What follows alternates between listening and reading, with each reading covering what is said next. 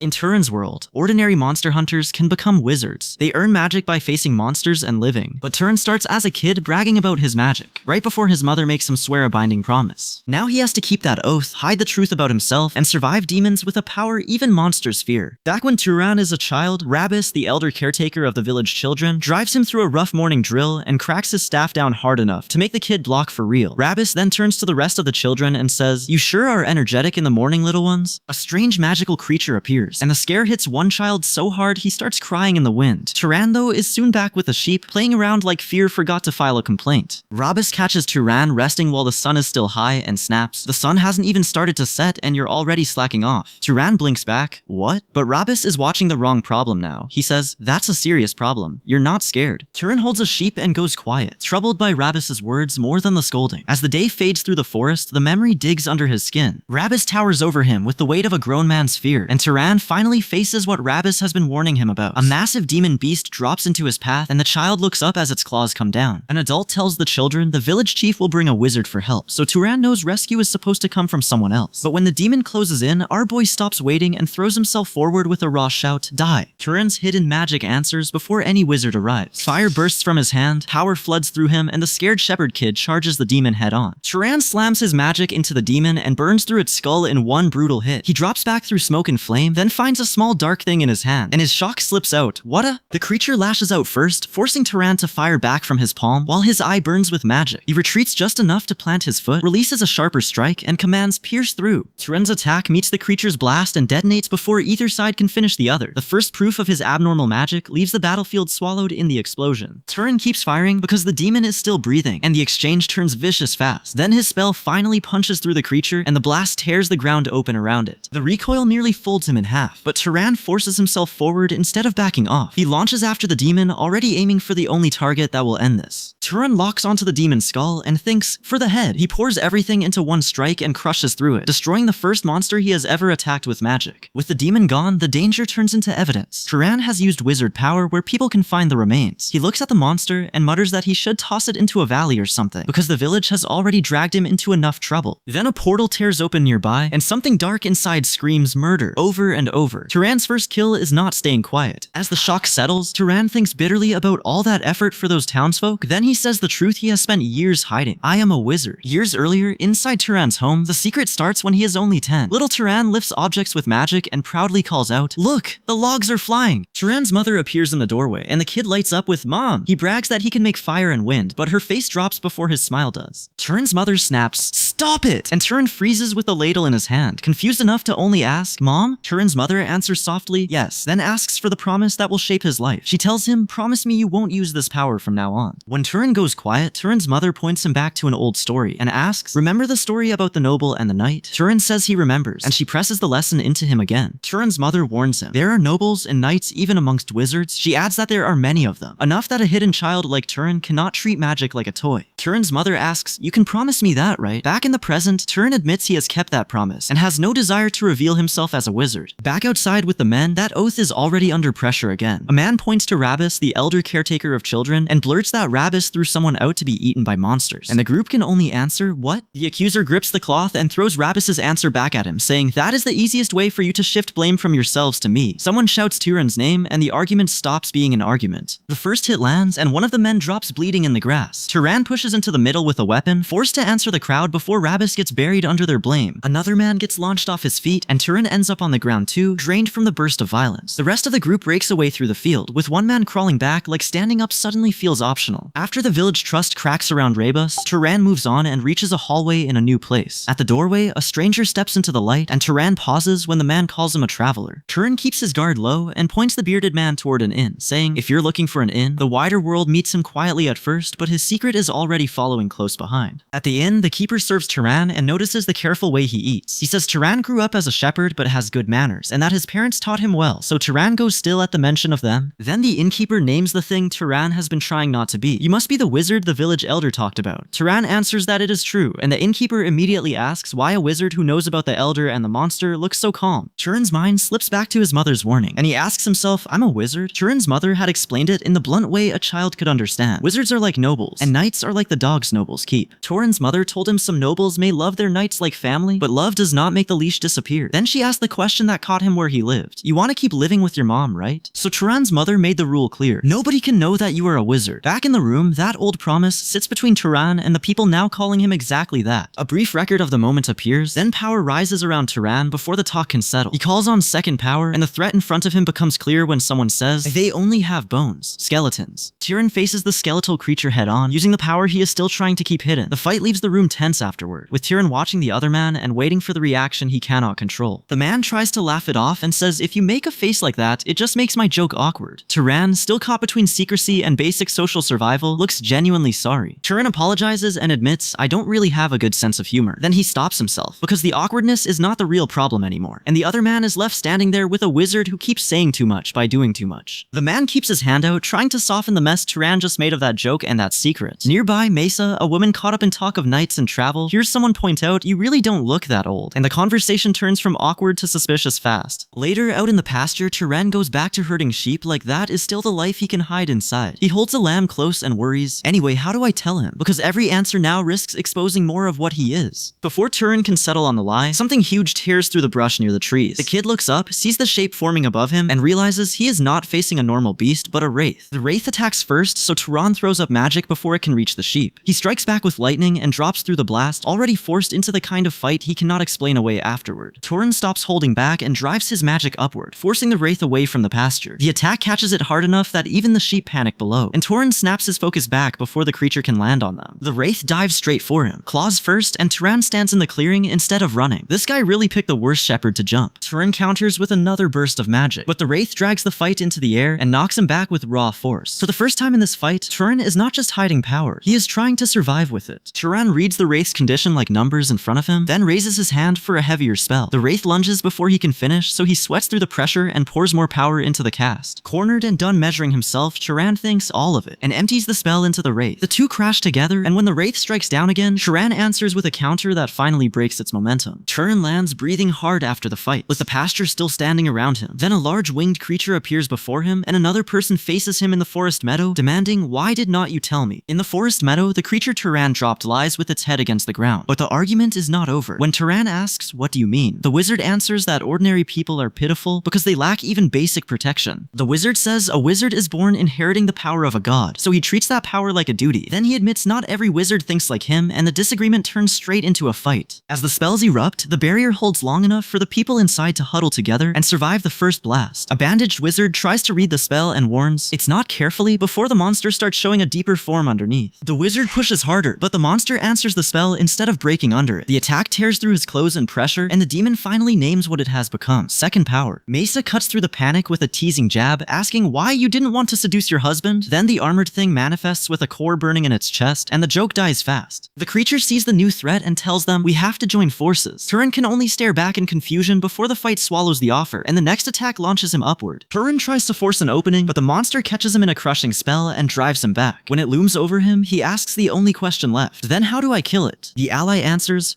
with fire, and Turan commits before the monster can reset. The ally sharpens the order, don't light a fire, make it, then shoot it, and Turan gathers the fire into his fist. Turan reaches through the pressure, pulls the spell into shape, and fires it with runes snapping open around him. He tears through the wooden structure and lands inside the burning barriers, calm for the first time since the second power appeared. Turan forces the fire-made spell into the monster's pressure and drives it forward. The attack finally pushes back the second power, and the burning barrier stops being a prison long enough for him to breathe. After the fight, Turan walks with the ally who watched him survive mana absorption. The ally asks Turan, was this really your first time absorbing mana? And checks the marks left on his body, so Turan has to face the fact that his power is not acting normal. Inside the wooden room, Turan bows off the awkwardness and says, pardon me for my rudeness. But the ally cuts straight to the problem and asks, why would a powerful wizard like you be a shepherd? Mesa, a traveler who understands how dangerous a revealed wizard can become, warns Turan, if it's revealed that you're a wizard, Turan thinks of Turan's mother and answers with surprise, I thought you'd call it overprotective parenting. But the warning lands too close to home. Turan remembers why Turan's mother feared the outside world. Armored fighters march into danger, wounded people get carried home. And even a knight admits mother was right that nightlife can be dangerous. Still, the same thought keeps pulling at Turan. If he stays hidden forever, ordinary people keep facing monsters without enough nobles or knights to protect them. The visitor studies Turan's quiet shepherd life and asks if he really plans to keep living that way. Turan turns the question over, then holds to a simple rule. Titles do not matter as much as the people beside him or friendship. The visitor accepts that answer and says, "You're right." Then he offers support without dressing it up too much. "I'll support you for no reason though." That is one suspiciously casual way to change a life. Because Turan's mana reacted strangely, the visitor brings up bloodline ability, an inherited trait from the Freyan ancestors. He demonstrates fire magic like it cost him nothing, and asks Turan any spell that felt unusually easy and simple when you used magic. Turan starts giving details, and the visitor leans in with, "Go on, tell me more." The longer he listens, the less relaxed he looks, and Turan's hidden power starts sounding less like talent and more like a bloodline problem. The visitor names the threat tied to that bloodline, entities known as pursuers or hunters. The warning hits Turan in the rain, and when a figure drops into a fighting stance, the old fear around the second power comes right back. The enemy releases the same kind of force Turan already learned to fear and calls it second power. Then the visitor connects the danger to House Sahar, a named faction now tied to Turan's problem, and the room goes tense fast. With the threat named, the two men check the wound instead of pretending this is only theory. Turan now knows his shepherd life, his strange mana, and House Sahar are all closing in on the same secret. The visiting man waves off Turan's worry and says, "It's an adult situation, no need to worry." He tells Turan not to think too hard about it, but that only gives the kid more room to stare at the problem sitting right in front of him. At the rural settlement, Turan tells Rabis, the elder caretaker wounded in all this, "I'll leave once Elder's injury heals." Rabis keeps him at the table instead, because Turan's power needs answers before it gets him killed. Turan asks what standard mana matching magic is, and Rabis gives him the blunt version. "If you killed me with mana directly, light would shine from my head." Turan gets the point fast. Mana does not just do whatever a scared wizard wants. Rabis shows him the principle with a vessel of mana and says magic needs a proper cause for the result the caster wants. Then he nods at Turan's quick understanding and says, "Exactly. You could have become a scholar instead of a mage." Turan takes that lesson into the room and tries to move his power on purpose, not just when panic grabs the wheel. His hand answers first, and Rabis watches close enough to catch the moment it finally obeys. The mana forms around Turan, and Rabis says he succeeded. Turan steadies himself after it fades and admits, "It's been a while since I've seen it, but it's still a frightening ability." Because Turan can now call the power out without waiting for danger, Rabis moves him into proper magic training methods. The next step is control, and Turan does not get to hide behind luck anymore. A young man snaps at Rabis in distress, furious that Turan might walk away after everything that happened. When the village chief steps in, the anger breaks into a shaky village chief. Outside the village, Torn and Rabis stand above the settlement, and Rabis leaves the choice in Torn's hands. Leave or stay, do whatever you want. Torn starts walking with him anyway, pulled by answers he cannot find by staying still. Turan apologizes for refusing the earlier offer to travel together. After that, Rabis walks alone through the mist, and Turan's mind drifts back to the home that first taught him to hide. Years earlier in Turan's childhood, Turan's mother raised him with care and a staff always close by. He never lacked affection from her, but the boy still quietly yearned for a father figure. Back in the present thread of memory and bloodline, a strange mark surfaces around Turan's story. Two cloaked figures face each other in a canyon, and one calls out,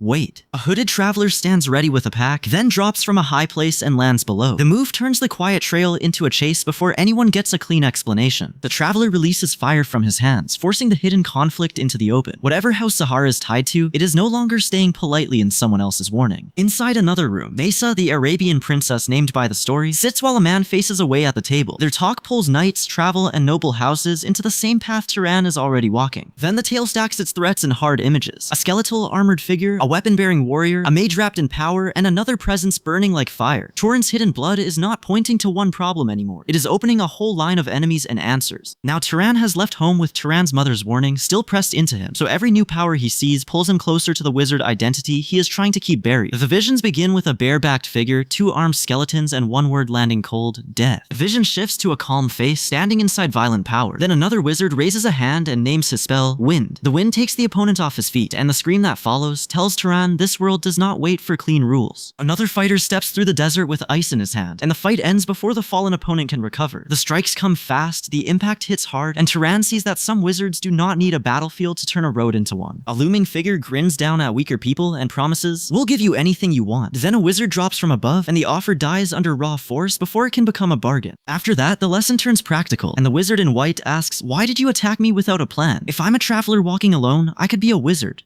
Rabus, the elder caretaker who has been trying to teach Turan how to survive people as much as monsters, answers that he has met many kinds of travelers, including bandits. Rabus presses the harsh part, saying he speaks firmly because hesitation can get others hurt. Turan accepts it with a grim little step forward. I think I understand the reason, because a life I spare out of pity could end up harming. Later, on the road into a wider world, Mesa tells Turan nothing is free in this world, and the next stop is City Hall. Turan blinks at the word and asks what she means, because paperwork was not exactly the monster he packed for. Turan asks Mesa, "Are you a monster hunter too?" She explains that ordinary people who keep hunting monsters can become wizards, and that grabs his attention fast enough for him to ask, "Tell me more about what you said." As they cross the barren road together, Turan follows her explanation with a quiet, "That's right." Mesa warns him that a city is not automatically safe, and Turan answers, "Understood," taking the warning before the city has to teach it the hard way. At the city entrance, someone unleashes magic straight at a door, and Turan snaps, "What?" When the situation twists again, he turns to Mesa and asks, "What do you mean by that?" The danger escalates into a warrior raising a golden sword and roaring through the charge. Behind that threat, a horned presence and a sketched creature form push Turan's world from street danger into something older and uglier. Then the next power answers from the body itself, spilling out as the words name it, second power. Turan is no longer just hearing rumors about wizards and hunters, he is standing in a world where every secret power comes with teeth. Inside the city, panic cuts through the noise as someone keeps yelling, "Do not do it." Turan catches the real reason and warns him flatly. Most of them carry sexually transmitted diseases, so the whole heroic charge dies in the least glorious way possible. After that warning, the mood turns weirdly casual. Someone laughs through the building while Turan ends up alone on a bedroom bed, staring down a city that is already testing every oath he brought with him. Elsewhere in the city, a seasoned monster hunter steps forward, introduced as Monster Hunter Berg, and a companion closes in beside him. Turan's path now runs through hunters who survive by killing the things ordinary people run from. Inside a building, Turan meets Berg, and Berg gives him the cold welcome. "The world won't be kind to you." Berg pushes the point harder outside, telling Turan there is no reason the world has to be kind, so Turan should think the other way instead. Berg tells Turan to reveal he is a wizard, because ordinary people will bow their heads once they know. Turan holds on to his mother's warning instead, and that quiet refusal keeps his power hidden for now. The dirty work comes next. Berg shoves the task toward Turan with, "That's for thugs like you to handle," sending this kid at a monster like he is cleaning up trash behind the city. Turan returns almost too fast, and Berg's confidence cracks. Berg stares at him and blurts, "This can't be," before asking, "You brought it back this fast?" Berg checks the only part he cannot swallow. "Did you kill it alone?" Turan's answer lands as simple fact, and the monster hunter now has a solo killer standing in front of him. Later, that ugly city work gives way to a strangely warm table. Mesa, the princess of Arabian, stands proudly over a spread of food while someone works the ladle like this meal is a mission of its own. Then Turan brings magic into the room, and two stitched beast-like creatures appear beside him. The kitchen mood survives for exactly one breath before the room remembers this is Turan's life. A man grins and announces he made food for the first time in a long while, but the peace does not last. Another partner barges in demanding charity, and Turan answers calmly, "Didn't you want some charity?" The taunt turns into a fight when the man snaps, "Don't get cocky," and swings him close. Turan catches the pressure, drives him down with magic, and the strike crashes into the floor hard enough to end the argument. Turan finishes the fight where it started, with one clean strike that leaves the cocky partner stunned on the wooden floor. The blade stays in Turan's hand, and the room goes quiet fast. The tall partner bows his head in shame while everyone watches, and Turan does not let either troublemaker slide. He says he gave both of them a proper scolding. Then here's the real problem. Money is tight, so he hands over help instead of making the mess worse. The beaten man recovers just enough pride to offer what he can actually do, blurting that information is his specialty. Turan accepts the lead, and the strange little household problem turns into the next trail outside. Outside now, the trail drops Turan into something far uglier than kitchen drama. A figure tumbles through a twisting gate, and Turan is left staring at blood, open eyes, and a silence that does not feel finished. Turan crouches over a dead creature and checks its face, searching for the source of the red-eyed violence. The same red glare stains the body, and a dark orb gathers in his hand as he studies what was left behind. Inside another room, a wounded figure forces out broken sounds. RA2. Before the warning gives way to the field outside. Bodies lie torn across the grass. A robed survivor recoils in shock, and a horned creature with red eyes steps into the bloodshed. At the forest edge, the robed fighter steadies himself and attacks before the creature can add him to the corpses. The monster answers with tendrils and raw force, and he barely escapes, gasping that he almost got hit as the field erupts around them. The robed fighter changes tactics and drives magic into the beast from above, forcing it down through the blast. For a second, the creature is only a shadow in the aftermath, still standing where it should have fallen. The beast presses back harder, and the robed fighter throws up a shield just in time, alarm flashing through him as the strikes hammer in. Then darker power swells around the creature, and it looms over him with the whole fight tilting against him. Away from the battlefield, Turan hits a hard stop at a guarded entrance when the barrier answers him with no entry. A child waits before a hooded adult beneath a vine-choked tower, and the path into this noble space stays locked behind people who decide who is allowed in. At the ornate doors, two identical guards move to block the visitor, but Turan gives them the answer that changes the room. Turan says, "I'm a wizard," and the shock hits immediately as magic starts tearing through the person in front of him. Turan watches Mesa, a wizard house noble, scream through the change until he finally closes his eyes and accepts it with a quiet, "All right." Nearby, someone stares at the strange glowing mirror and asks, "How did this happen?" The transformation keeps going through the wash and the dressing, and by the time Turan is cleaned up, the noble house has no room left to pretend he is just some rough traveler. Turan lounges with his hands behind his head, while a man grumbles about the guest who arrived, looking like a beggar, then admits that after washing and dressing him, he looks like a prince. Turan gives his name plainly, "I'm Turan," and the house answers by testing what that name can do. Power erupts between them as the command comes sharp and simple, "Show me." The test opens into something far bigger than a parlor trick. A force called Valtus presses in through images of a spider-like entity in the dark, then the next form arrives under the words, "Second Power." Turan gets swallowed into the pressure of that power, but he holds his ground as the room turns into a contest of magic. The clash drives upward and smashes into the building itself, so the noble house gets its answer without anyone needing a polite demonstration. When it finally stops, Turan stands in the ornate room, closes his eyes, and lets out a tired, "Huish." Then he calls out, "Hey," only for Mesa to cut the tension with, "Wanna marry me?" Turan freezes on the proposal, and Mesa quickly backpedals like the words escaped before her pride could catch them. Turan asks what that reaction was about, and she brushes it off as just a joke. The formal mood snaps back as Turan faces 3 servants in the hall. With the house now taking him seriously, an eye opens, and the guarded knowledge waiting behind these doors finally starts to wake up. Inside Orem, the great city that only lets wizards through its gates, Turan raises his hand and answers the noble house with magic, instead of pleading. Across the desk, the documents name Rug Valtas as the Lord of Orem, and Turan gives the simple introduction Valtas asked for. "I am Turan."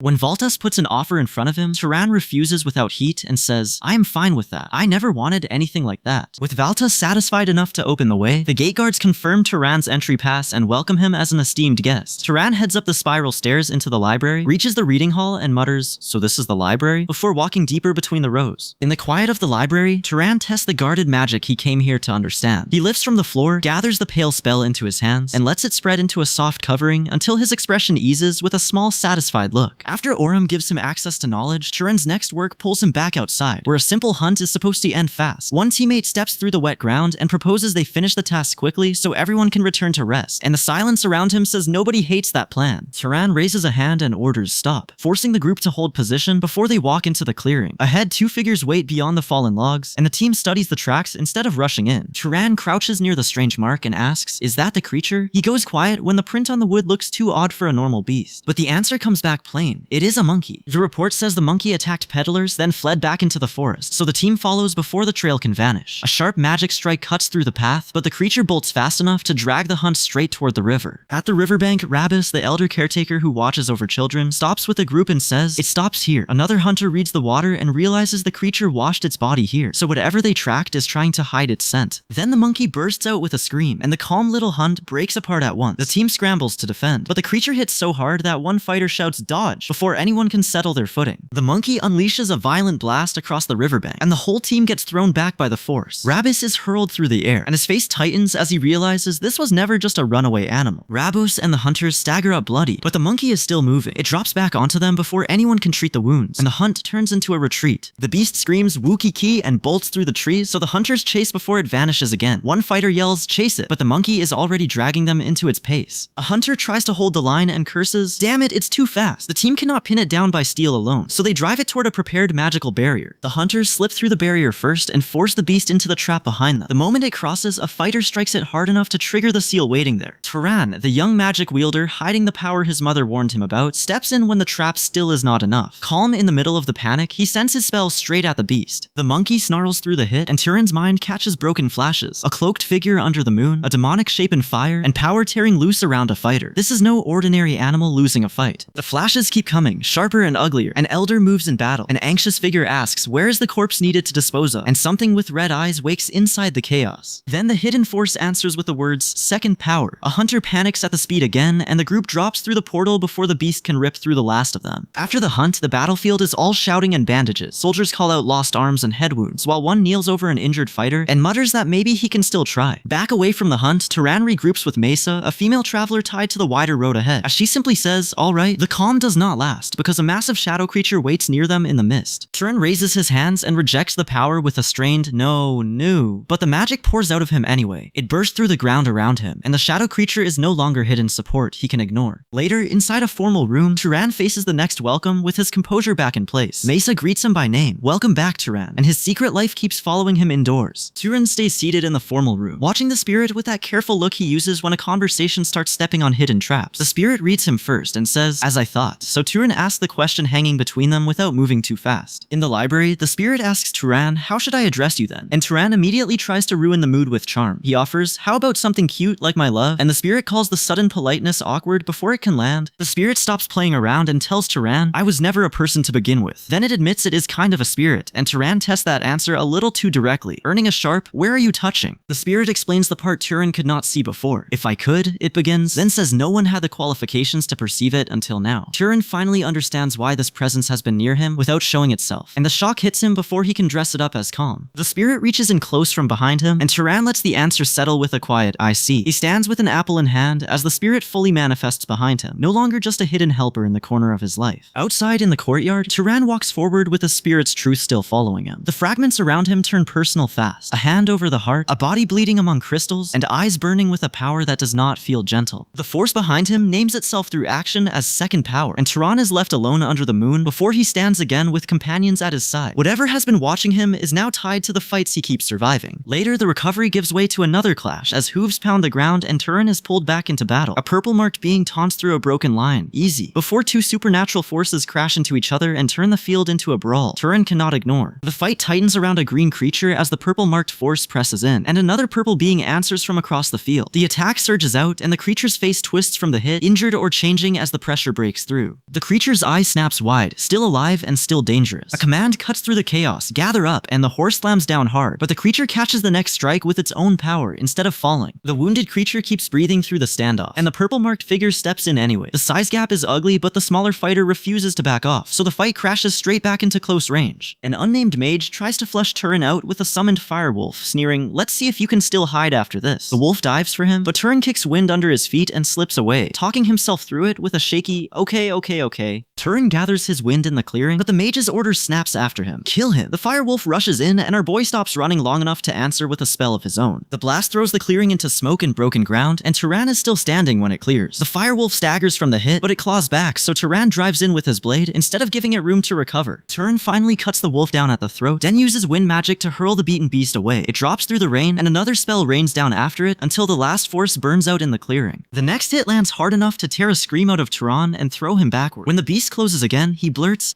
"Help me quickly, because this fight has stopped being clean and started being survival." More beasts surround Turan in the forest, forcing him to block from every side until he finally goes down. Pinned on the ground, he releases a wider wave of magic, and the pressure shoves the beast back before they can finish him. Turan stands over the subdued beast as the last magic fades around him, calmer now and far more dangerous than the boy who was begging for help moments ago. He bolts through the forest, and the next confrontation catches him face to face before he can fully breathe. Back in the forest, Turan has survived the beasts, but his hidden magic keeps dragging him into fights before he can understand it. Someone gets close enough to steady him, and Turan answers with a tired, simple, "Thanks." Inside the dark shelter, the rescue turns chaotic fast. A startled survivor yelps as magic flares overhead, then explains he stepped in after seeing a dark elf attack. Near Tilly and the horse, Turan finally gives his name. Turan admits, "I had no reason to rescue you. I was just passing through," and the rescued person breaks down sobbing right in front of him. The next report is ugly. One fighter says they only managed to ambush a single target and take him down. That warning barely lands before another enemy turns on them, forcing magic back into the fight. The fire wielder tries to overpower the ice, but the exchange blows open instead of ending cleanly. When the blast settles, Turan is still standing, and everyone nearby has to deal with the fact that this quiet kid keeps surviving things he should not. Then the mood takes a strange turn as a masked figure appears and presses a glass object to his head. He keeps asking, "Who is this? Who is Climax?" and Idol, and for one blessed second, the battlefield sounds more confused than deadly. Elsewhere outdoors, the fighting gives way to the politics waiting behind Turan's power. A man speaks with Mesa, the Princess of Arabian, and the talk turns serious as she looks away, already bracing for what he is about to say. The man opens his hands and says he comes from another place, and Mesa reacts hard enough to cut him off. Then she reveals herself as a princess of Arabia, a named realm with its own wizard houses and rules. Mesa explains that great wizard houses do not work like ordinary ones. In a great house, there can be dozens of relatives in the same generation alone, so bloodline politics can crowd a person before he even chooses a side. The vision shifts into a golden field as Mesa names the place the Central Territory of Arabian. The scale of that territory hits quietly, with halls wide enough for noble power to feel normal. Inside that ornate space, someone rushes into an embrace, and the greeting comes out in a startled, "Oh, ah." Then another figure looks up at the golden light in confusion, while two others watch it spread from the window. One observer says he wants to see Mesa frustrated for once. Before that little wish can sit for long, someone calls out, "Hey Mesa," and her name pulls the room's attention straight back to her. Inside Arabian's palace, Mesa, the princess tied to this wizard house, spots Aziz with a cloaked figure and cuts straight in. "Aziz? And who's beside you?" Aziz has no clean answer ready, so the room tightens around the three of them. Mesa stops asking nicely and floods the floor with her power. Her eyes lock on the strangers, and nobody in that hall looks eager to test how far the princess plans to go. The pressure breaks the silence first. Someone is left huffing under the weight of it, and Mesa's display turns a simple introduction into a problem Aziz can no longer dodge. Then the talk veers into a stranger question as a glass bottle is lifted toward the light. A voice asks, "Who is this? Who is Climax? An idol?" And the name lands badly, because the next thing shown is no harmless celebrity. A symbol opens in the dark like a warning, and the vision shifts to a figure framed by infernal heat. Turan hesitates, staring into a bloodline mystery that keeps putting teeth behind every answer. Outside the building now, Turan stands with the others while his own secret hangs over the group. Someone says what he cannot. Turan doesn't even know what his own bloodline magic is. Later, in the courtyard, the lesson turns practical instead of political. Turan watches a wizard seize a dead rat with magic, lift it by the tail, and put the problem right in front of Mesa. Can power pull life back, or only ruin what it touches? Mesa laughs at the struggling rat, then snaps when doubt creeps in. "Shut up, you think I cannot do this?" She grips the spell harder, and the courtyard gets very quiet around her confidence. Mesa forces herself to think through the magic instead of just pouring strength into it. She wonders whether the phenomenon she wants is a natural occurrence, then focuses on perceiving the cause behind it before she acts. Once Mesa finds that thread, she commits everything. The rat screams inside the spell, the magic twists around it, and then Mesa raises it alive with a breathless, "I did it." The success hits back harder than she expects. Mesa is thrown by the strain, and Turan rushes in with the others before her body can fold under the cost. Turan holds Mesa as she leans against him, checking her face instead of the spell. He asks if she is conscious, and for once the palace politics have to wait on whether Mesa can answer. Mesa wakes in an ornate bed with no memory of being carried there, and she asks, "Why am I here?" Turan, still worried from the spell backlash, asks if someone did something to her, but Mesa shuts that down fast and says it was not that person's fault. Turan laughs in relief once Mesa can argue back, and the room finally loosens up. A warm meal arrives, and Mesa steadies herself over the food before pushing her body to recover from the revival spell. In Mesa's memory, an injured person begs her, "Help me, Mesa. I know you can do it." The pain gets worse, the magic bursts out of control, and the failed attempt leaves the person curled up and shaking while Mesa has to face the cost of forcing life back into a body. The memory opens into the lesson behind that failure. Healing magic can look sacred, but it still obeys hard limits. Berg, the armored fighter leading Turan's combat training, steps into that idea with the blunt number 36, grounding the lesson in real battle instead of hope. Berg says he was not thinking of it anyway, so he moves the lesson from talk to contact. Turan accepts the shift, and Berg answers with a simple, "All right," before drawing his sword. Turan sees the blade come out and calls down, "What are you doing?" Berg charges anyway, forcing Turan to read intent before the attack reaches him. Berg stops after the exchange and asks Turan, "What did you see in my movements just now?" Turan takes the question seriously, and the lesson turns from surviving a swing into understanding how a fighter announces himself before he strikes. Berg admits that real combat changed the way he moves, because training alone never teaches the body what danger feels like. A mage hands over a weapon for the next part, and the room shifts into practical magic instead of sword talk. The mage fixes his gaze forward while another mage watches from the side, waiting for the mistake Turan needs to catch. Mana gathers through the body, drops into the floor, and the demonstration makes the path of power clear before anyone names it. The mage calls the technique second power, and the stance resets so Turan can study it without the panic of a live strike. Turan channels his own mana in response, trying to turn hidden talent into discipline he can actually use in battle. Turan tries to answer the lesson with his own body, pushing mana through his sword stance and then driving it into a kick hard enough to break through the barrier. The instructor shuts that down at once, barking, "That is not it," before Turan can mistake force for control. Turan resets in the ornate hall, sword up, but the armored instructor presses him until two men have to catch and hold him back. When Turan faces him again, the instructor cuts straight to the problem. Mana is mere parlor tricks. Wizards mistakenly assume their physical abilities are guaranteed. Turan is still breathing hard when a calm-robed instructor enters through the grand doorway and takes over the room without raising his voice. He clasps his hands and tells Turan the young lady is unharmed, then apologizes, and Turan closes his eyes like the tension finally has somewhere to go. Near the doorway, Mesa, the princess of Arabian and a member of a wizard house, meets the man reaching toward her and jolts at what she learns. Frustrated, she admits, "My efficiency was abysmal because I didn't know things things like that. Then asks him, could you tell Aziz that it's a draw? Mesa takes out a small object and demonstrates the basics instead of dressing it up as mystery. She rubs it against another surface and says, as you can see when objects rub like this, and Turan catches on fast enough that her face gives her away when the voice asks, what, you knew? Later at dinner in the Grand Hall, the lesson turns from recovery into tools, and the host invites everyone to eat their fill. Mesa keeps the earlier talk going, while the man explains they need something that aids in defense, then names it plainly, a magic tool made by the head wizard of an enchanter bloodline house. The next day, the talk spreads into the courtyard, where someone says he spoke with Mesa before bed and learned more about Turan. A light-haired man grabs Turan from behind like they have been friends for years, then laughs to the group. Life is too short not to enjoy it, my friend. While Mesa watches him keep talking without slowing down. That easy mood does not last, because the political net around them tightens with wanted posters marked dead or alive around a bearded fugitive.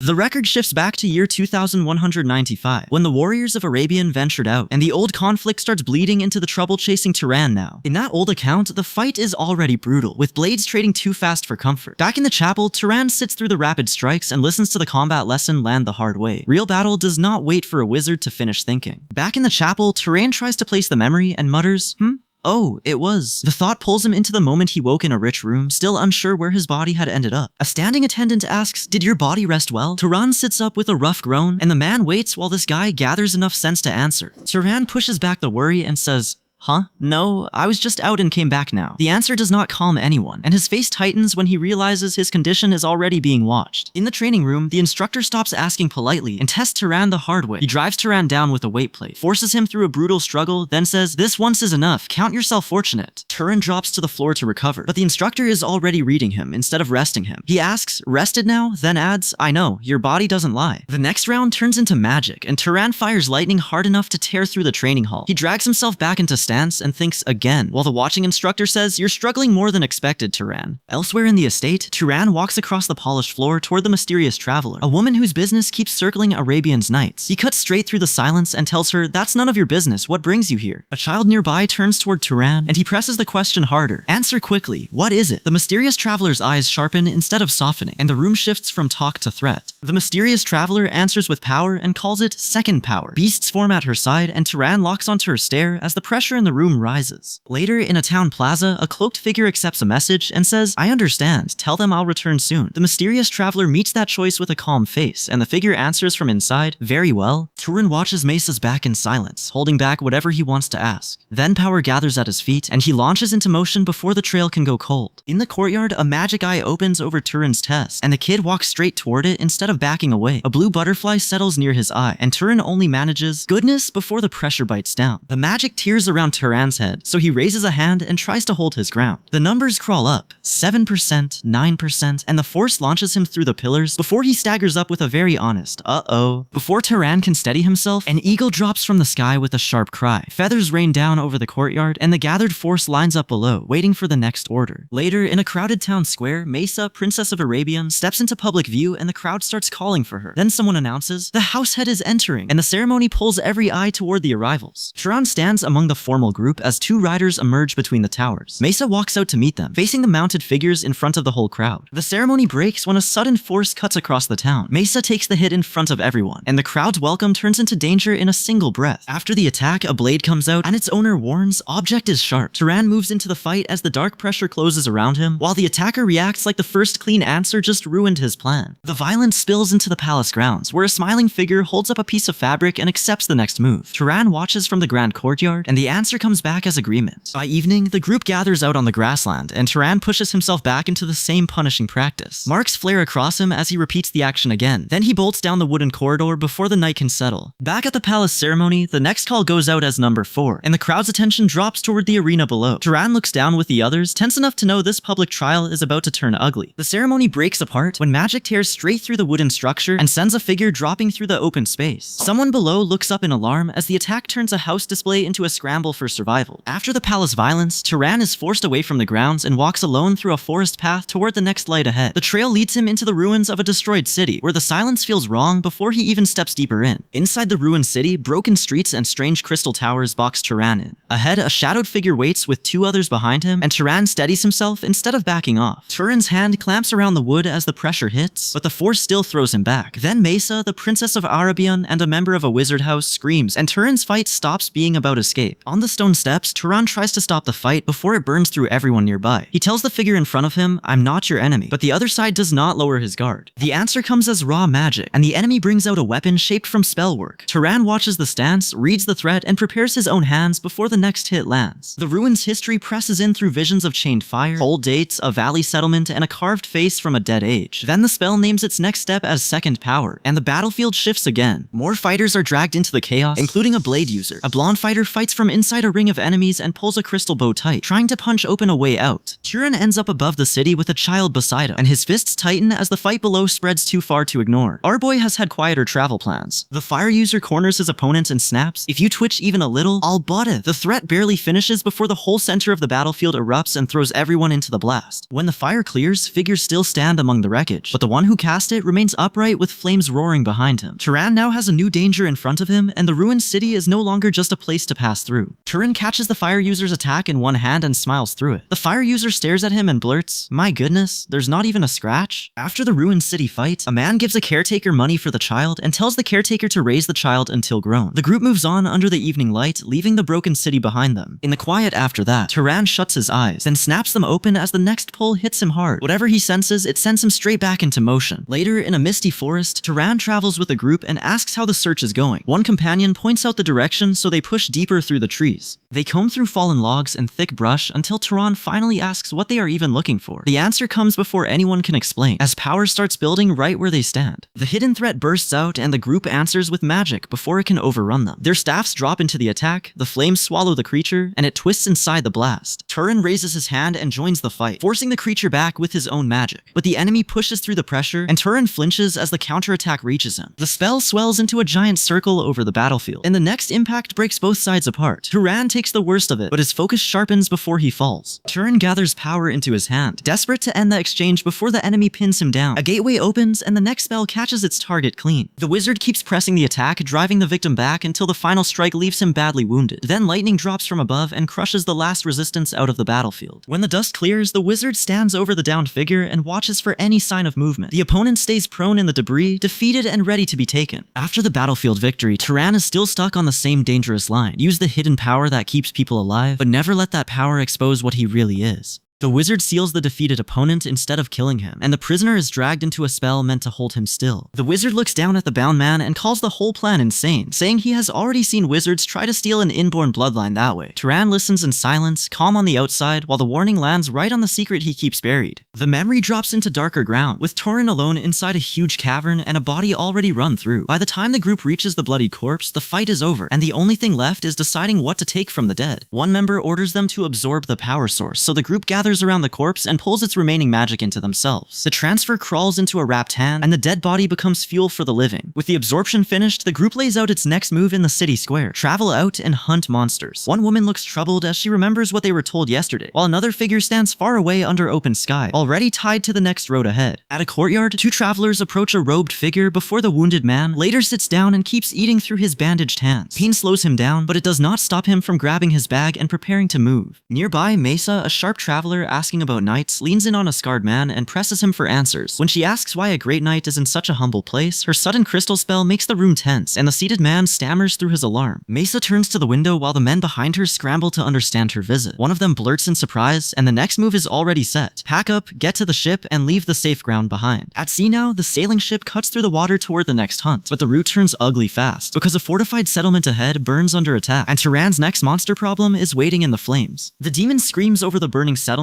and drives Turan back before he can steady himself. Turan hits the ground hard, but he keeps his hands up, fighting to stay between the creature and everyone still trapped in the flames. When the demon drops its claws to finish him, Turan forces his magic up at point-blank range. The counterblast throws the whole fight open, and for one breath, even the demon has to recoil. The blast clears just enough to show the demon still alive, and then Turan gets swallowed by the backlash. Our hero falls through the wreckage, and the settlement loses its strongest defender for the moment. Mesa, Princess of Arabian and a wizard house member, drops into the battle before the demon can press the advantage. advantage. She calls for the fighters to rejoin the unit, and the broken defense line snaps back around her command. Mesa holds her ground in the heat and checks the wounded first, asking, "Are you hurt anywhere?" The fight is still burning around them, but her eyes stay on the people she came to pull out. Then Mesa looks at the child caught in all this and says her brother raised that child far too recklessly. She fears the child will end up like the child's mother and younger brother, and the warning lands heavier than the fire behind her. After the burning settlement, the voyage keeps moving, and the ship becomes Turan's next battlefield before anyone calls it one. On deck, a simple meal turns into sea survival talk when one sailor celebrates the pickled cabbage and says they would have died of gum disease without it.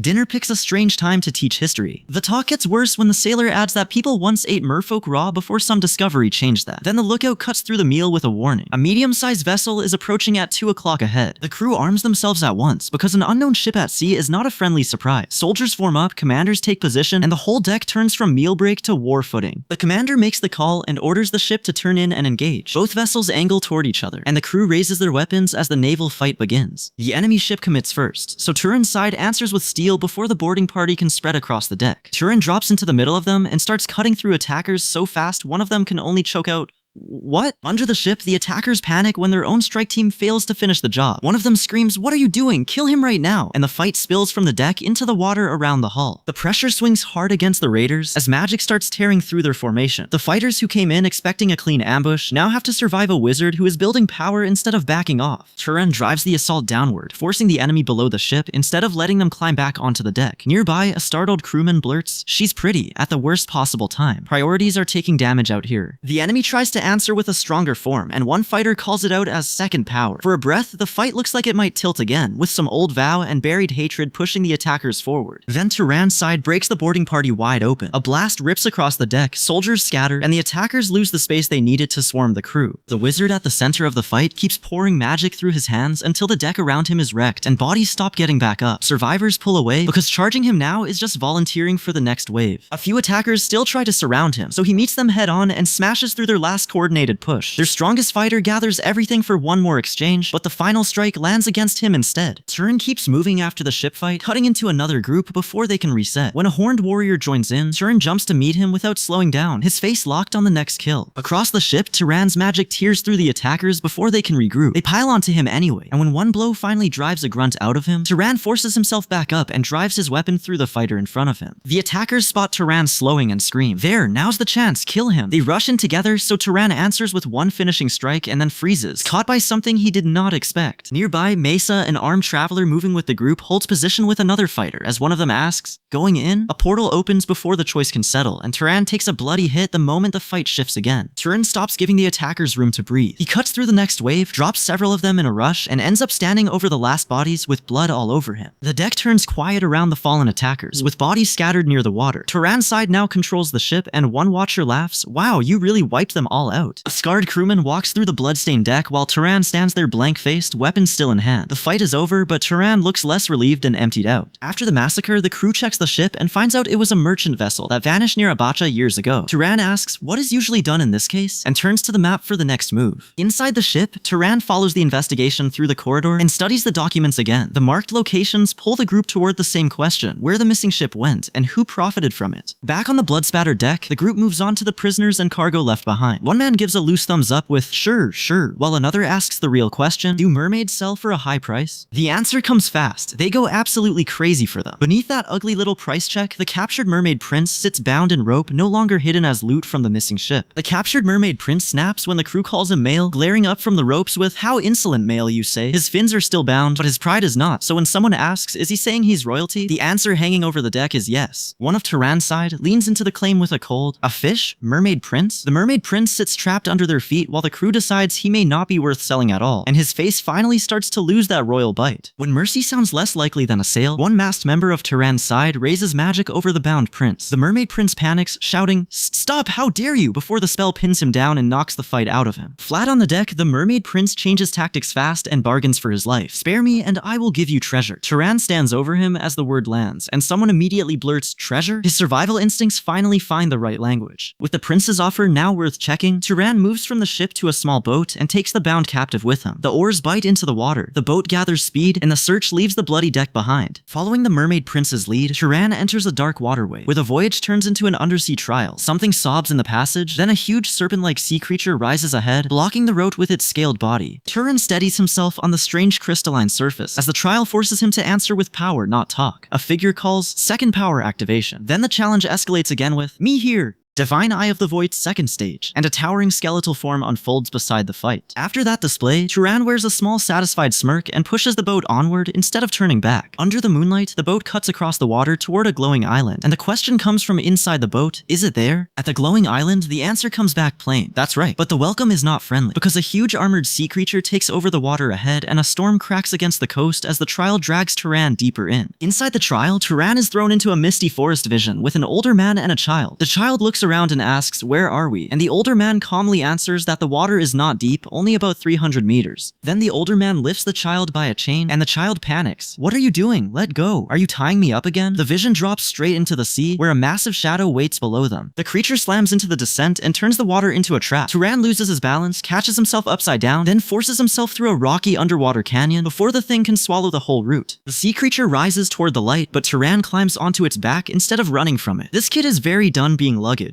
The creature answers by crushing the space around him. Turan gasps, gets shoved down between its spreading appendages, and the monster coils tight enough to stop his escape. As the serpent drags him upward, a circular seal with a green rune burns into place. A white wolf cries out from far away, and the water suddenly twists as if something else has joined the fight. The trapped creature stammers through a broken taunt. "Didi ten you fend it, dead you?" Then Turan's magic erupts from the seal, and the pressure flips back onto the monster instead. Nearby, the mysterious traveler, a woman tied to the sea trial, hesitates over a golden object without finding the words. She reaches through the water toward the enormous form above her. Then the trial pulls her into a forest clearing of her own. The mysterious traveler stares at Turan from the clearing and says, "I didn't think you'd let me go so easily. I thought you'd just take this and sell me off." Turan answers with one line, "I made a promise." So when the glowing entity rises from the water, Turan stands his ground and calls out a massive green magical being to meet it. The undersea trial stops being a chase and becomes his fight to finish. Back on the ship deck after the sea trial, the voyage has turned ugly. A bearded crewman stands among wounded sailors as men groan in pain. Then he swings his sword with the kind of panic that says the storm is not the only danger left. On the ship deck, the wounded crew finally snap. One sailor grips the papers like orders he has no plan to obey and barks, "We will not." So the voyage turns into a mutiny right in the middle of the damage they barely survived. As blades come out above deck, magical chanting rises from below, and Turan gets pulled back into the one thing his mother warned him to hide. The crew wants control of the ship, but the fighting now has magic in it, so panic spreads faster than the storm wind. Inside the ship, a sailor explains the real mess. Their man went down to the island, saying he would find someone to buy the ship. That sends Turan into a meeting with the masked buyer, who greets him by name, then hears the offer and says, "Not bad, but there's one problem." The woman listening stays quiet, but her face tightens as the deal hangs in the air. Then the vision shifts to something far stranger. A winged, holy-looking figure towers above a beast, and a wolf watches from the dark with red eyes fixed on the path ahead. Back on the ship, a lookout spots dark clouds ahead and shouts the warning. The crew realizes it is not normal bad weather, so the command goes out fast. "Everyone get ready." The sailors rush to secure the cargo, but the storm hits harder than their hands can hold. Waves smash the ship until the hull gives up and the whole vessel capsizes into the sea. Turan falls into the water with the wreckage dropping around him. He reaches for his magic instead of the surface, forcing the storm water to answer, while the current drags him down. Still tumbling through the flood, Turan catches himself and mutters in shock, "Huh?" Then he steadies his power, chooses a direction, and drives himself through the rain with one clear order: this way. Above the chaos, Turan opens a huge spell downward and turns the disaster into a rescue route. By the time another man is knocked crawling on the ground, Turan is standing over the wrecked fight with his magic already forming for the next push. On the rooftops near the port, protective seals activate as people huddle beneath them. Then a commander sees radiant fire erupt below and orders the only smart thing left: "Everyone retreat!" The sea and wind twist into a massive vortex, swallowing the port in chaos, while the survivors hide indoors under a small lantern. No one outside can fight that anymore, so the living press together and wait for the storm to pass. After the storm, the rescued survivors sit wrapped in cloth, exhausted and stunned into silence. A silver-haired authority figure stands in the doorway over the kneeling crowd, while two blanket-wrapped survivors struggle in a messy half-panicked tangle as the port tries to breathe again. Back at the port, a black-coated rescuer moves through the exhausted survivors and orders, "Gather around me." The crowd obeys, because after that storm, nobody is arguing with the one person still standing steady. The wizard gathers golden magic in both hands and releases it over the room. The power washes through the survivors, and the panic finally breaks into stunned silence. When the light settles, the rescuer stands before the doorway like a holy figure, and the people around them fall to their knees. Golden shapes gather in the glow, as the crowd treats the rescue less like medicine and more like a miracle. The miracle drags the story into strange stranger visions. A quiet village by a waterfall, a machine torn apart, an ornate sword gripped for battle, and a robed fighter waiting with his blade. None of it feels random to Turan, because the same hidden power keeps circling back to blood, weapons, and ruin. The vision turns brutal as a young figure bleeds among broken spikes, and a demonic presence announces second power. Then a voice warns, as long as the truth continues to be within you, you'll never actually be master, while dark beasts push into the room. The warning leaves behind uglier proof, a bloodstained figure in a dungeon, and a marked page showing a grotesque multi-limbed body. Turan is not just chasing magic anymore. The records around him point toward experiments, monsters, and a truth someone buried on purpose. The vision shifts to humans bowing under warm golden light as a wizard figure stands above them. A command rings out, humans shall serve the wizard, and the gathered people accept it with bowed heads. Back at the dock, life starts moving again around the moored ship, and Turan prepares to leave the port behind. Two men face him with quiet respect, while the rescued crowd calls after him, "We'll miss you, Sir Knight. Thanks you." As Turan walks away, the crowd promises, "We won't forget you." The port stays behind with its shaken survivors and solemn guards, while our wandering wizard carries the next lead alone. In a new city, Turan stands in the square with his backpack and raises a hand to get his bearings. The streets are packed near a grand building, so he slips into the crowd and watches the robed travelers moving through it. A hooded figure steps before a camel-mounted rider, and magic starts gathering around the group. More hooded figures answer with their own power, turning the busy square into a place where one wrong move can pull everyone into danger. An armored figure faces the crowd with calm confidence, but Turan answers by drawing out his own magic. The reaction is instant. One witness stares in shock, and Turan's face tightens as he realizes this public display may have exposed him again. After Turan exposes his magic in the city square, he needs control more than attention, so the next stop pulls him toward power he can keep close instead of power that keeps outing him in public.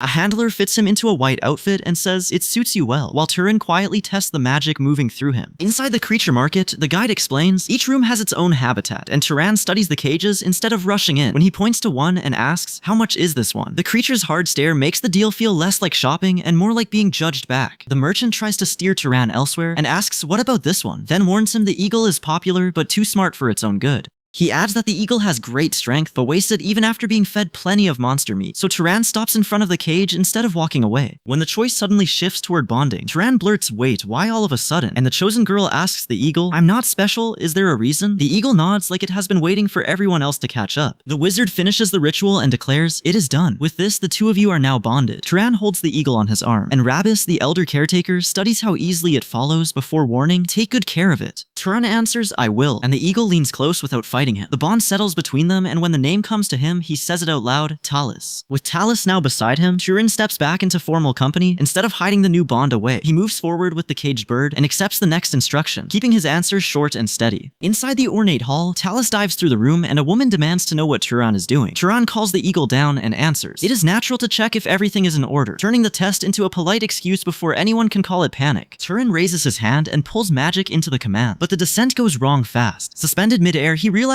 Talus is not the only one being tested, and then he hits the floor hard. At the hall, a servant steps in and politely asks Turan Brahms to enjoy his meal, so Turan steadies himself after the failed descent and gives the room the formal answer it expects. Turan introduces himself by that full name, and an attendant adds that he came from the Carmen side, putting every polite smile at the table on notice. The greeting turns sharp right away. Two guests clasp hands with enough force to make the welcome feel more like a test, and the mysterious traveler leans in close to a masked man, saying she came here to see him. Outside on the balcony, Mesa, Arabian's princess, and the mysterious traveler watch Talus land like he owns the railing. When a man reaches too close, Talus snaps at his hand, and the man jerks back furious, while the eagle looks deeply pleased with himself. Dinner keeps moving, but the talk turns dangerous. One guest says the dark elf tribes in the west are causing trouble. Another brings up the Arabian subjugation force, and Rabis, the elder caretaker of children, hesitates before answering with Mesa nearby. Rabis then softens when someone recognizes him, and the table shifts from politics back to Turan's strange new companion. Mesa asks what kind of person Talus is, because after the balcony bite, that question has teeth. From there, the journey opens out beyond the dining room. Turan's group passes valleys, coastlines, and noble halls, while every stop keeps circling the same problem. Talus is not just a bird to show off, he is a bond Turan has to understand before it causes another scene. The road keeps throwing small tests at them, from new faces to sea winds to another meal where Talus comes up again. The question follows Turan from table to table. If Talus acts on instinct, who is really in control when the bond is pushed? Later, away from the formal hall, a blade slams into the ground and a black bird approaches Talus. The bird speaks first, blunt and proud. "I am a black eagle." Talus sits with a black eagle nearby, and the bird decides they fit together. The black eagle tells him, "You are good, your inside fits me perfectly," and Talus chuckles before correcting him. "I guess you meant to say good." A muscular stranger wanders in with a cheerful wave, and the easy mood breaks as the group prepares to move again. By the airship, guards wait at the doorway, and inside a library, a man in black tells his companion, "There's no need to see me off." At the airship courtyard, Turan moves past the station guards while the ship waits behind him. By night, robed wizards gather around a central figure, and Turan keeps his face calm as he walks through the castle gates and lets the journey carry him into a strange drop through empty space. Out in the desert, Turan finally slows down. He says, "Well then, I shall take my time." And when the road opens under the night sky, he adds that he feels like walking for a bit. Above him, the black eagle watches from a branch with that sharp, silent stare. Turan walks on anyway, letting the empty desert and the cold wind do what a crowded hall never can. Further into the desert night, Turan stops when his companion lingers behind him. The quiet breaks, and the next voice cuts straight at the danger waiting ahead. "You knew about this threat?" The lonely walk turns into a trap as a dark-winged creature hovers behind its master. Turan reads the attack for what it is and asks, "Are you after my mana?" The enemy grins at him and snaps, "You knew the danger and came alone anyway?" Then he mocks Turan for acting superior while standing in the same mess, and sends the creature up into the sky. Turan holds his ground as the attack rises over him, but the enemy has a second answer ready. Wrapped in shadowy power, he says, "I also came alone," and the night stops feeling empty real fast. When Turan answers with a spell, the enemy's confidence cracks first. He blurts, "Such a spell? How ridiculous," and drops into defense as the force closes in. The enemy catches only the start of the spell name, Zahar, before the blast reaches him. He braces, gets swallowed by the explosion, and Turan drives more magic into the hit as the enemy chokes out, "Gah!" Turan keeps pouring power upward until the spell peaks, but the strain bites back into his body. Before the enemy can recover, Turan channels a new fire spell and calls "Oh Flame." Fire spreads across the ground, forcing the hidden enemy to lose track of him in the chaos. Panicked now, he shouts, "Where are you? Where are you?" as Turan answers by forming fire projectiles around him. Turan refuses to give the hidden enemy room to breathe, so he drives the fire spell harder and lifts the whole attack into the night. The spell swells past his control points, and he forces out one final burst before his body can give way. But the enemy answers Turan's fire by dragging a new magical entity into the fight. It forms inside the storm of power, and the pressure around the battlefield shifts away from a wizard duel into something much uglier. The enemy grins as the entity attacks for him, then charges after Turan and roars, "Come out!" When Turan still stays out of reach, the enemy screams into the night, "I said come out!" The summoned thing finally tears itself up from the ground, and the white-cloaked fighter steps in to meet it instead of running. He barely gets a shaky hi-he-he out before the entity smashes him through the battlefield and sends him crashing into broken ground. Above them, Turan rises with the dark-winged entity beside him, staring up through the pain with a breathless "ah." Then he lifts his arm into the starry sky, forcing himself back into the fight before the enemy can claim the night. The dark-winged entity drops onto Turan and taunts him, "You are sturdy but not as resilient as Guardian Bloodline." Turan closes his eyes, already hearing the demand coming, then looks up and answers, "You already know." Turan grips his wrapped fist and admits that I cannot do that, even with the creature hanging over him. Fire erupts between them, and the dark-winged entity stays above it, waiting to see whether Turan breaks first. In a frozen, desolate vision, a hooded warrior sits with a sword as the fight cuts into something older than the battlefield. A scream rips through the vision, and the warrior releases a new form of power, calling it Second Power. The vision keeps unfolding. A staff crackles with stored magic, two armed figures stand ready, and an injured figure lies with red eyes still burning. Then a skull figure breaks out through shattered fragments, dragging the battle towards skeletal power as the night refuses to end. Back in the night battlefield, one fighter is already down, and Turan stands alone before the massive black bird. The swarm above him thickens, so the fight stops being one creature and turns into a sky full of things waiting to eat whatever drops. The wrapped figure explains that the power will consume the target, and a skeleton answers that warning by dragging itself into the fight. The hand pulls power into a small body, then Turan grabs it and forces that same power outward before it can swallow him first. Turan finally understands the object in his hand and says it plainly. It was an item for storing mana. The night battle now has a new rule, because stored mana can be carried, stolen, and turned loose at the worst possible second. Later, away from the battlefield, Mesa, the princess of Erebion, sits at dinner with the mysterious traveler as the conversation slides into city politics. The traveler needles her about reading books, wealthy families, and why they cannot go in right now, while Mesa tries to explain the people involved without saying too much at once. Inside a grand hall, the private gossip turns into a formal gathering as robed figures fill the room. A muscular contender steps forward among the candidates, already focused on the fight for the next house head. The muscular contender presses past ceremony, hungry for the part that actually gives him power. Then an older man lays out the real prize. Beneath the Tomb of Gods, there is a hidden underground secret, and solving it may make someone the next house head. That promise sends the group below the city, where stone gives way under wrapped fists and a sealed path opens. In the vast hidden temple chamber, one of them mutters, "Can't believe a place like this was really hidden." Inside the hidden temple, the so-called sacred secret greets them as a writhing creature with a face-like body. Mesa takes one look and snaps, "God of Zehar's secret, my ass." Which is fair, because that is not exactly a holy brochure moment. The temple keeps draining their options, and the water runs out before the danger does. Mesa asks how much is left, gets none, and orders someone to make more quickly. Deeper in the temple, four figures face the next answer, waiting under House Zahar, a named faction with secrets buried under its own holy ground. The name lands like a warning. The Night Hunter. Mesa arms herself with curved blades, as the temple forces them to work with whatever they can find. When someone asks, "What is this?" the answer comes back simple and useful. It's saltpeter. The group turns to the written clues next, and Mesa points them toward the text with, "Look." The search moves from brute force to reading the temple's own records before the Night Hunter closes in again. Below the temple, Mesa descends into a dry sand-filled space before ornate gates, already irritated by the echoing noise around her. She complains, "Why is he so noisy?" while the path ahead stays sealed and hostile. Inside the next chamber, the group finally runs into the thing waiting there, and shock cuts through the room. Someone blurts, "What is that?" as the others gather around the central figure and prepare for the confrontation. The men crowd the captive in the temple chamber, and one of them taunts him, only looking scared. The captive can barely answer through the panic, so the smugness in the room grows fast. The bearded leader switches from threats to work and orders his men, "Take that cargo and go inside."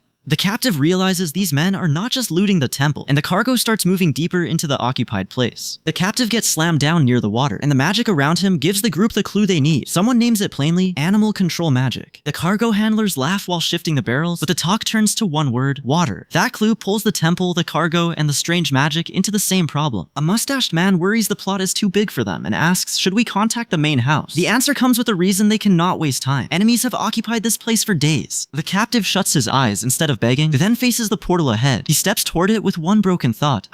Before forcing himself into motion, he launches upward with his weapon, but the temple's power tears through him before he can finish the move. His body breaks apart, then rises out of the dispersing magic toward the light. He crashes back down in front of the crowd and drags himself forward between the containers. On the ground, he gasps, "Gah!" Huff, huff. While Purga, the authority commanding the men here, gets an immediate answer from a subordinate. "Yes, Sir Purga." At the archway, Torin, the young wizard, still carrying his mother's warning to hide his power, is approached by a robed figure. The figure cuts him off with, "No," then presses harder with, "You are," leaving the accusation hanging right over him. The temple's hidden truth pulls Turan into an older war, where a demon laughs in the dark and witnesses look up as something vast opens above them. The vision turns from the occupation plot to the origin behind it. Giants, divine war, and three brothers tied to the conflict Turan has been chasing. The demon shows a second form, horns rising as it names its next move. Second power. Its new body roars with too many limbs, and the threat stops feeling like a rumor from the past. In that ancient struggle, a warrior stands before two shining magical wolves, while a masked figure speaks one word, youngest. The vision leaves Turan with another bloodline thread to follow, and none of it points anywhere safe. In the distant past, the vision drops into the Enreal Plains, a fertile land ruled by giants. Armored warriors gather with their swords ready, staring up at rulers big enough to make any normal army look badly planned. The giants do not fall cleanly. One roars, slams into the earth, and black blood spills from its wound as the battlefield turns into panic. A lone shadow stands among the screaming giants, and divine force crashes across the field. The warriors press the attack, and one giant finally drops under the light. The fallen giant lies still, and the vision moves past the massacre to the next name in the old war. After the Night Hunter ascends, the sky itself erupts, and the conflict shifts from giants to inheritance. Three brothers stand at the center of the chaos, each pulled toward the same desert throne. The eldest can hide his own body, so he leaves rather than fight his brothers for it. The second brother, Master of Shadows, and the third Master of Poison, choose war instead. Their magic tears through each other until the family dispute becomes a desert-wide disaster. In the shadow of that war, a hidden face waits without moving. A broken voice reaches him and says, "You are not," before the vision cuts away from the answer. Back in the present, Turan stands inside the columned chamber with that ancient warning still hanging over him. He steadies himself, steps into the stone corridor, and pulls mana around his body before the next threat reaches him. A muscular temple creature grabs Turan by the torso and drags him close, trying to crush him before he can move. Turan answers from point-blank range, and the creature recoils as his strike rips across its face. Turan uses the opening and drives forward through the corridor. He strikes again, forcing the creature back and keeping the fight from turning into a grapple he cannot afford. Back in the temple corridor, Turan grits through the pain and refuses to let the creature pin him down again. He forces mana into one clean attack, and the temple creature breaks apart before it can close the distance. Turan absorbs what mana he can from the destroyed creature, but the gain is weak enough for the mana entity to notice. It mutters that the mana absorbed is too small, then turns the question inward and wonders what its true identity even is. Before Tyrion can settle that answer, the mana entity twists free and slips away. Tyrion reacts fast, but the thing escapes the chamber, leaving him with a dead creature and one more mystery moving ahead of him. Elsewhere inside the temple, a leader stands before white-robed followers while the place keeps moving under threat. A mutated creature drops toward a crouched figure, and Turan braces as the room turns dangerous again. Turan senses another presence and says there is a rat nearby. Then he warns the group that if it were an ordinary rat, they would have noticed it already, and any loud commotion commotion in the temple would draw attention fast. The leader hears the warning, but a follower asks whether they should catch the rat first. The leader chooses patience and tells them to let it run around for a while before they take it. That decision jolts the hidden watcher, and the temple's attention shifts towards something deeper than a chase. In another chamber now, a character stands before a massive mechanical door as its crystal eye wakes and begins counting through a scan. The mechanical eye studies him from above, and the chamber answers with a surge of power. He looks up as the device bears down, and the scan treats his presence like a critical mismatch. The figure stands firm under the machine's gaze, wrapped in white cloth and refusing to move while the system locks onto him. Then the chamber tears him out of that space and drops him into a green landscape of water, ruins, and open air. In that strange place, Mesa grips Turan's arm as the next power manifests. The force names itself as the second power, and an unnamed figure speaks one word to him: youngest. The massive technological eye activates again, dragging the vision back under its control. Whatever is testing him has not finished reading what Turan is. Inside the testing chamber now, Turan has gained only one clear answer from all this power. The system reading him does not accept what he is. Alone before the gate, he reads the names it throws at him and mutters Wave Rider and Mimic. The machine floods itself with errors, and the verdict keeps narrowing around him. It says his type does not match the Night Hunter, so even the labyrinth gate refuses to open cleanly. Turan holds his ground with the gate behind him while the system fails to shut itself down. The chamber starts attacking its own core, and the failed opening turns into a full rejection. Pulled deeper instead of released, Turan walks through a space packed with strange brain-like structures. The test keeps scanning him as if it is searching for a name it can punish. Then the system finally says it plainly. Turan is not a Night Hunter. In the dark, the judgment follows right after it. Fakes must die. That death sentence becomes the next trial, so Turan raises his hands and forces his magic out first. The attack pours into the thing ahead, but the creature only answers, it tickles. The trial takes shape as a towering skeletal demon, and Turan stands in front of it with no path back through the broken gate. The creature reaches down to crush him, so our boy rises into the hit instead of waiting under it. Turan breaks into motion and cuts upward through the demon's reach. He lands still fighting, clicks his tongue, and snaps.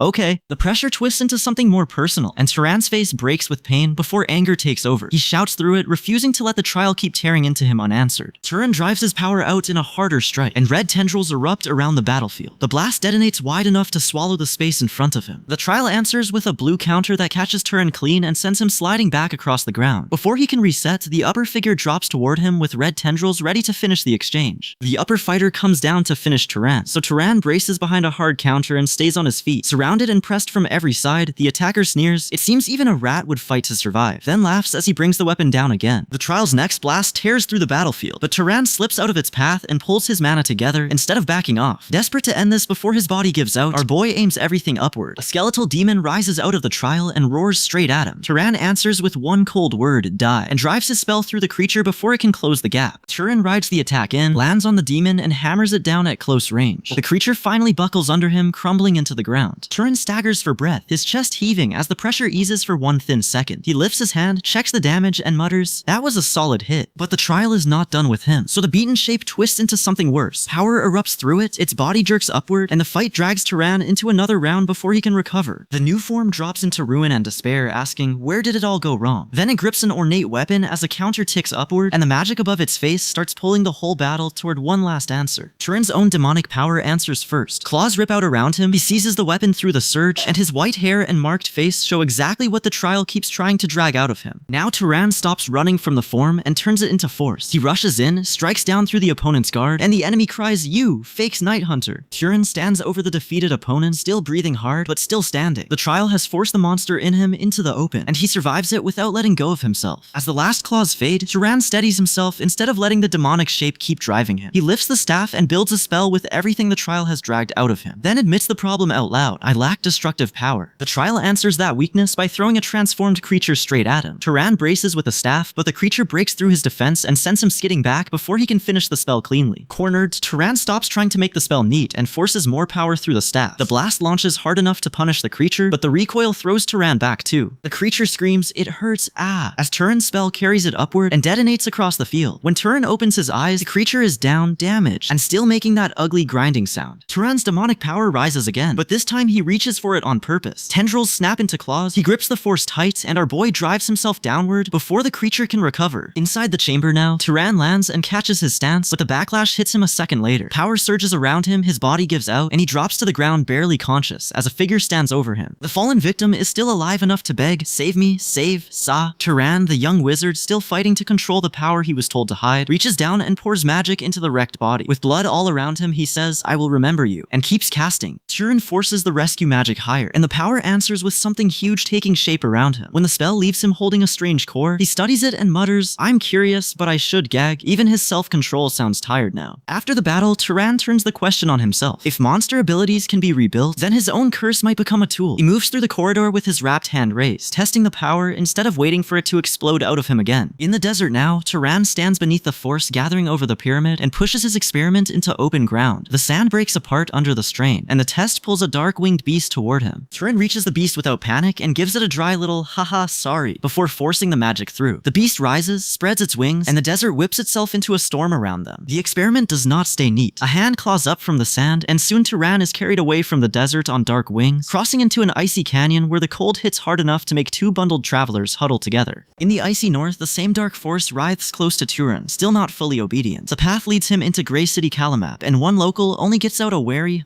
before noticing the strange traveler with a shadow sleeping beside him. Inside Grey City Calamap, a nervous noble mistakes Turan for someone important and asks, "May I ask which house's esteemed noble you might be?" Turan keeps his answer small, "I'm just a passing traveler." The noble immediately drops to his knees and begs, "Esteemed one, I beg of you." Turan can only stand there, wrapped face hidden, trying to work out what this man wants from him. Then the moment snaps open as something drops from high above, and Turan blurts, "What?" before his second power surges red again. Above Grey City Calamap, the thing that dropped from the sky hangs against the moon, and Turan moves before it can reach the streets. He calls the power by name, second power, and sends it straight upward. People below spot the figures in the sky, so Turan's secret fight is no longer quiet. His face tightens as the power coils around him. Then lightning surges out, and the noble indoors recoils from what he just witnessed. Turan ends the stretch still walking the line his mother left him on. Hide the wizard inside him, but use that power when people are about to die. Now the second power is awake again, and the next danger has a bright, violent trail to follow.